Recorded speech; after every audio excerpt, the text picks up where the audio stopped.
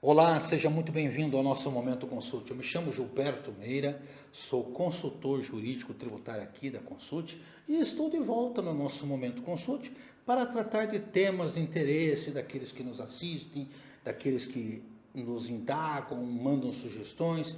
E uma das sugestões que nós recebemos foi decorrente do episódio 77, quando tratamos da polêmica da construção civil ser considerada contribuinte ou não contribuinte, quando falamos do DIFAL. E quem não assistiu deveria assistir, porque, modéstia à parte, é um tema bastante informativo e lastreado, inclusive, em súmula do STJ, tá? Evidentemente, vocês vão ter que ouvir o advogado, vão ter que ouvir o contador, vão ter que ouvir basicamente as pessoas que normalmente opinam quando há situações de risco consentido, e não significa dizer que haja loucura, porque tudo que nós falamos tem fundamentação jurídica, mas nem tudo que é jurídico é reconhecido pelo Estado. Por isso que se busca o judiciário à luz do nosso texto constitucional, sendo garantido isso.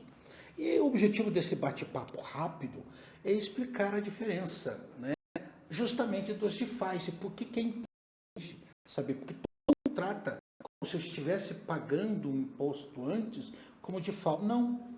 DIFAL, aliás, de onde veio essa expressão, eu tenho uma vaga expectativa, né, que seja oriunda aí dos militares, principalmente nossos amigos lá da Petrobras, que é uma empresa antiga e foi constituída originalmente por militares e tinha o hábito, né, de sintetizar, né? Então, diferencial da alíquota virou DIFAL. E pegou, todo mundo usa o DIFAL. Agora, nem tudo é DIFAL, porque o DIFAL ele está vinculado ao consumo.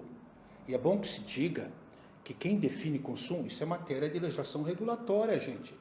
Artigo primeiro da Lei 8.078 de 90, que é o Código de Defesa do Consumidor, que diz que consumidor é qualquer pessoa física ou jurídica, e aqui eu acrescento contribuinte ou não, que adquire um bem sem intenção de revender e industrializar.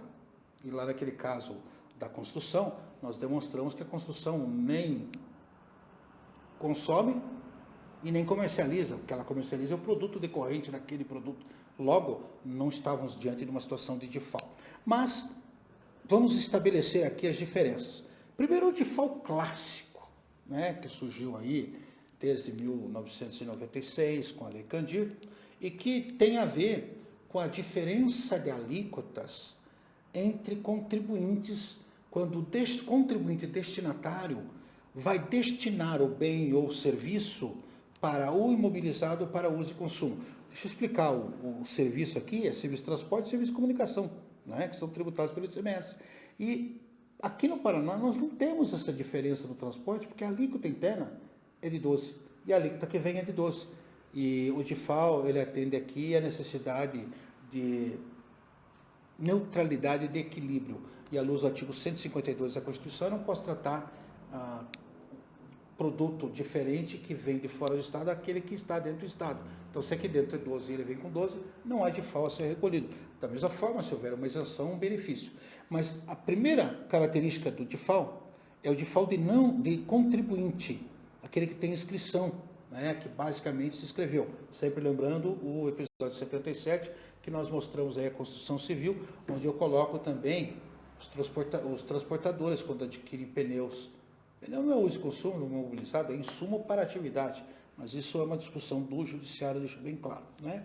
Então, a condição do adquirente ser contribuinte, aquisição interestadual, e o DIFAL de contribuinte hoje é calculado por dentro, ou seja, eu tenho que retirar a alíquota de origem, embutir a alíquota inicial, calcular o imposto, depois deduzir o imposto que veio na origem.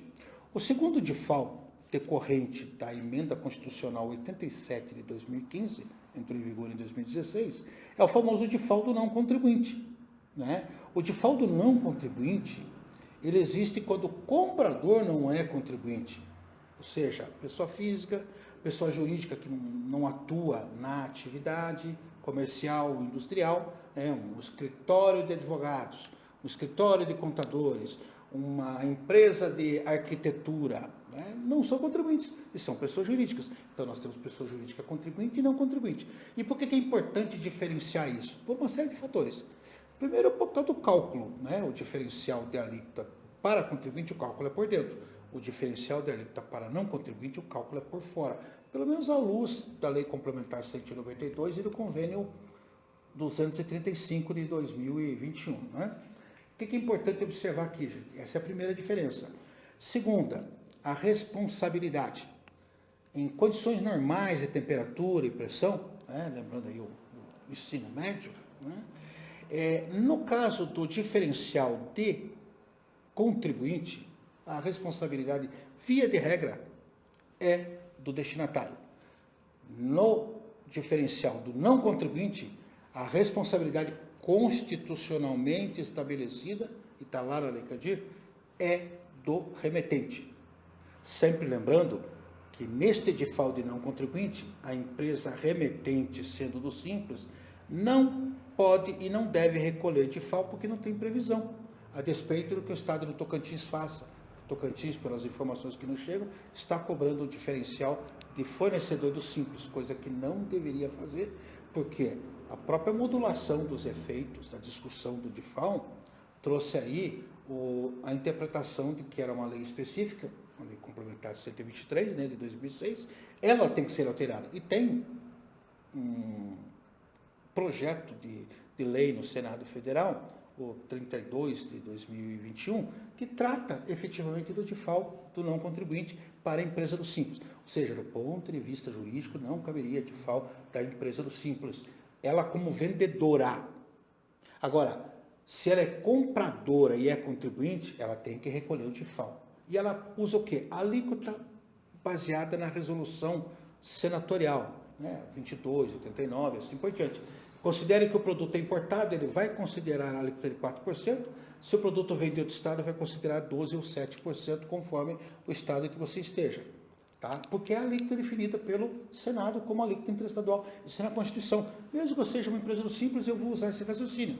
E aí eu calculo, em razão da alíquota interna, recolho e depois eu faço o tratamento conforme o Comitê Gestor do Simples orienta lá para excluir a receita na forma estabelecida lá no Simples. Então, nós temos aqui o diferencial de alíquotas devida para o contribuinte, que a empresa do Simples, seja vendedora ou seja compradora, terá que pagar. Temos o default de não contribuinte, que a empresa normal assume a responsabilidade e a empresa do Simples não tem que pagar. Né? Outra coisa diferenciada aqui, no diferencial de contribuinte, eu falei via de regra, eu posso ter aí a figura da substituição tributária, em que daí, ao invés de ser responsabilidade do adquirente e contribuinte, o remetente assume essa responsabilidade porque há um protocolo, um convênio estabelecendo, olha, remetente, recolha o diferencial. Neste caso, o que muda o diferencial por substituição tributária da substituição tributária tradicional? Eu não tenho MVA, é só diferença entre as alíquotas. Então, esse é um pequeno detalhe. Gilberto, e a antecipação? Pois então, a antecipação, ela é uma figura típica da substituição tributária, mas não é o que define a substituição tributária, muito pelo contrário. A substituição tributária é definida pela troca de responsável pelo recolhimento. Nós temos 3 modelos de substituição tributária, né? A antecedente, a concomitante e a subsequente. O modelo de substituição antecedente é o diferimento, no caso do ICMS, quando troca o responsável, ou então aqueles casos de suspensão do IPI no regime automotivo, no setor de embalagens para alimentos, eu estou postergando. E via de regra, se não está previsto em lei, é decorrente de regime especial no âmbito da Receita Federal. Né? Esse é o modelo antecedente. O modelo concomitante, tá, é aquele em que, no momento em que sofre o fato gerador, ocorre o fato gerador, é feita a retenção. É o caso clássico do ISS, né? É o caso também do imposto de renda, da Previdência Social, Previdência Rural, né? Sempre lembrando que aqui entra em campo o fenômeno da repercussão, né? A repercussão é o fato de eu repassar o custo para o adquirente.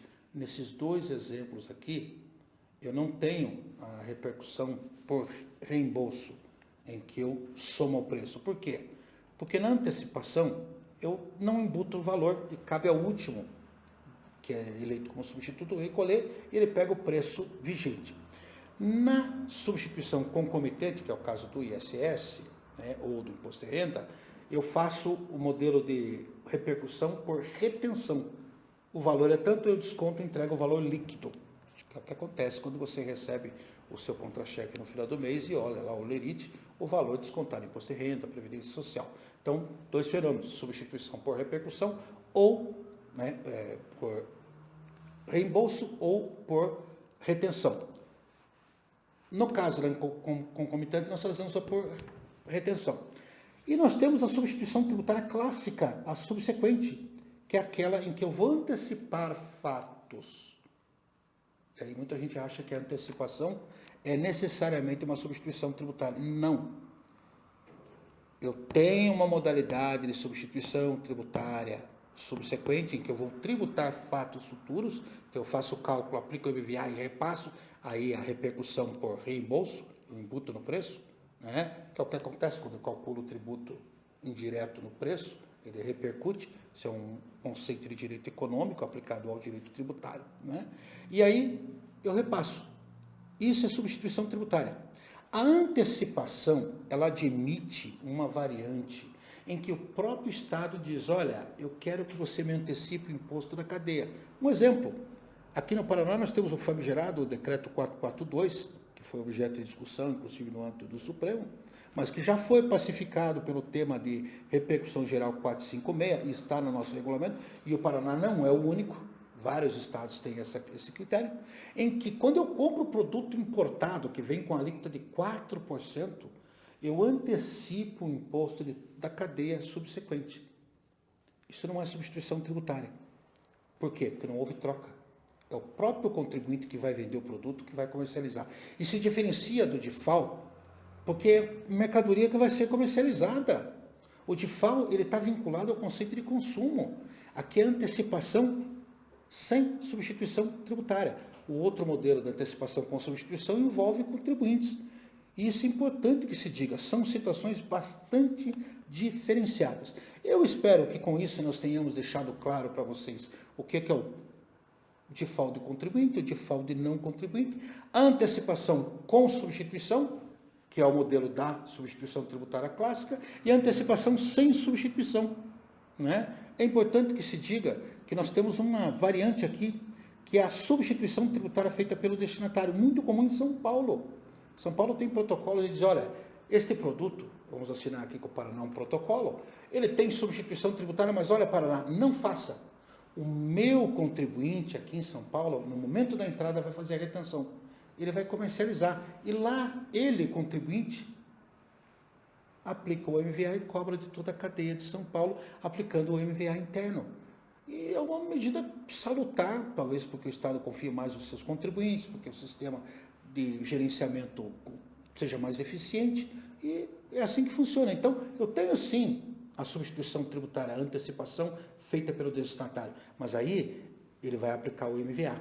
A mera antecipação só da cadeia daquele contribuinte não é substituição tributária, tá bom?